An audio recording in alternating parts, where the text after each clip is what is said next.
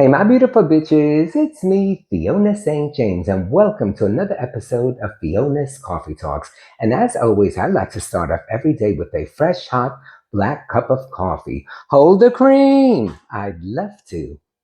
And of course, I think of my favorite quote of the century by Oscar Wilde, which says, "Life is too important to be taken seriously, so lighten up, folks." So, today's topic is, drumroll please, documentary series and the Warhol Diaries. Excuse me. Anyway, so I love these documentaries that I see, and this one in particular, I learned a lot about him that I didn't know. I always think of him and you think of like the Campbell's tomato soup, but there was so much more to him than that. And the one thing in particular, like apart from all of his body of work and him working as a model and artist and all of that, I also, what I found was that he was a bit, what's the word I want to use? Complex in his mind, you know, and like maybe not necessarily 100% happy, but in this day and age, who is? And bullied and, asexual, but yet it was sort of like you knew he was gay, and I think he was just like a bit closeted and shy and this and that, and people were a bit mean to him, and just kind of made me think of my own childhood and growing up and being bullied and all of that. And it was interesting too, because I love how he like wrote everything. And it kind of reminded me of when I wrote my book, The Life and Crimes of Fiona St. James, where I basically, my whole life, I've always kept journals.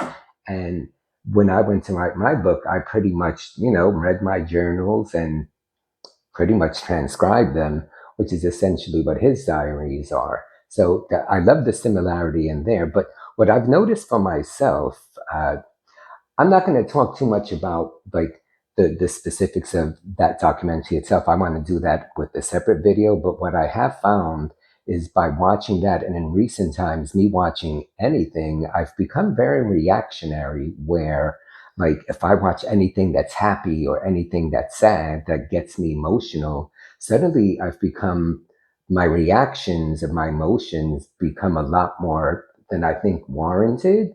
Like, so like if something is sad, that if I'm watching anything that's sad that, makes me cry, I'm really ball. Or even if something is happy, it's almost like when I have that opportunity to like let the tears flow, I actually do.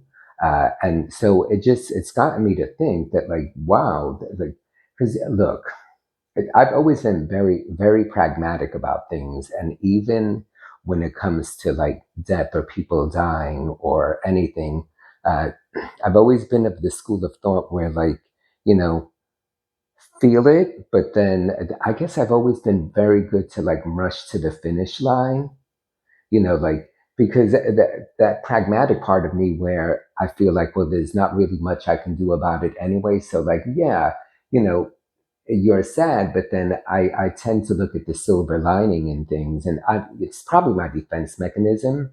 I know my entire life I've always had therapists because I think therapy is good, and I've been told by past therapists that they've pointed that out where they say I tend to just sort of race to the finish line, and even when I've had moments, if I'm talking about something and I get emotional, I'm very quick to like nip it in the bud. So now you all know what I'm going through with my 91-year-old dad who's not doing well, and but I take care of him, and being a caregiver, it takes up a lot of time, and it's sad to see it happen. But so fast forward a couple of months ago, I saw it through, I think it was Actors Fund, the Actors Equity. There was a grief group, and at the time that I saw it, it was already like too late to join it. But me thinking ahead, I thought, that would be a good idea for me to actually join something like that, just because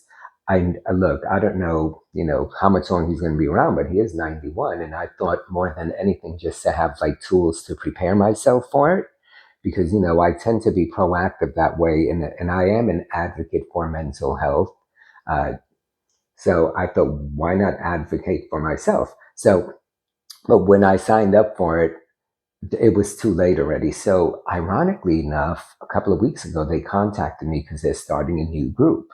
And so it meets every Wednesday starting next week for an hour and a half for 8 Wednesdays. And I don't know if you guys saw on social media, but one of my best friends in the whole wide world, unfortunately, she passed away like a month ago.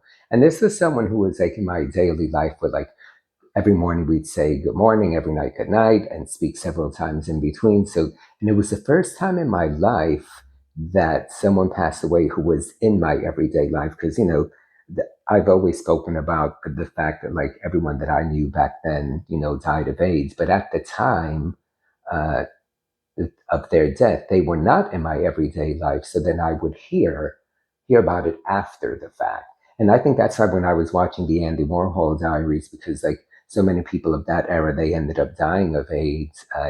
It opened up that can of worms. So when I did the intake for this group just like a week ago, I said to them, it's interesting, but like when I signed up, it's because more of like a preventive measure. But then it just so happened that exactly a month ago, this friend passed away. And I found out that same day that an ex of mine of 32 years ago had been dealing with pancreatic cancer and hid that from me. And he had passed away a couple of months before that.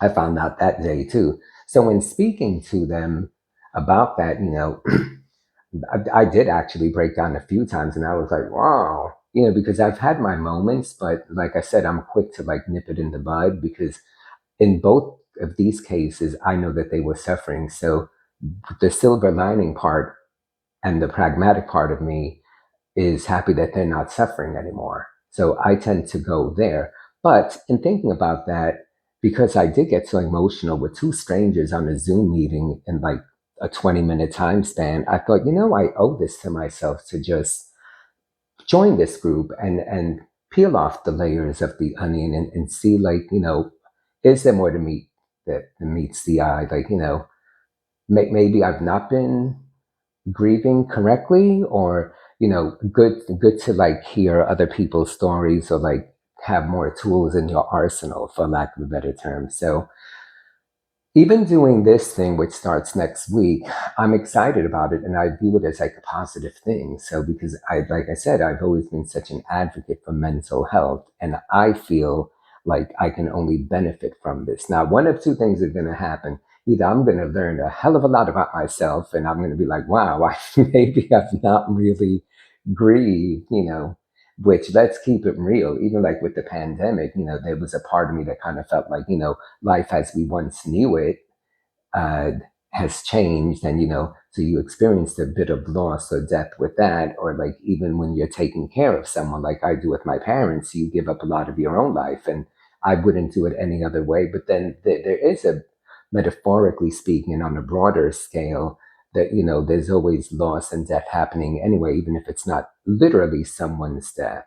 So it's either going to be that I'm going to like, I hope that I learn a lot more about myself, or maybe I'm just going to realize, what? I am just pragmatic and I race to the finish line. And I'm okay if that's the end result as well, but I'm not going to know until I actually do it. So I'm excited about that.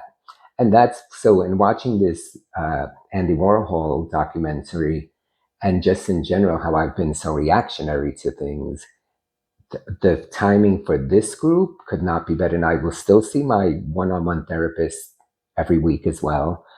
So I'm excited about it, and that's what prompted me to do this video. I've done other videos in the past on mental health, and I kind of feel like I needed to do this now because this is currently where my head is at. And I'm excited about it. So guys, leave your comments, I'm sure I'm not the only one who's an advocate for mental health. How do you deal with things? Do you automatically go to that silver lining? And is that I don't think that there's any right way or wrong way to do it. I just would like to see if there's other ways of dealing with things. And that's why I'm excited about this. But leave your comments. As always, I love that you guys are here for me. Sorry that this one wasn't necessarily like, some cheery, funny squirrel story or something like that. But I'm happy that I did this one. And I think it's uplifting if you have the courage and allow yourself the luxury of self growth and figuring more things out about yourself. So do it, guys. Always put yourself first, because remember, the most important person in the world to you is you, and you hardly even know you. So if you can get to know yourself that much better by virtue of having these outlets, go for it. All right, guys, thumbs up. Don't forget, I love you. Thanks for being with me, and I will speak to you soon. Bye.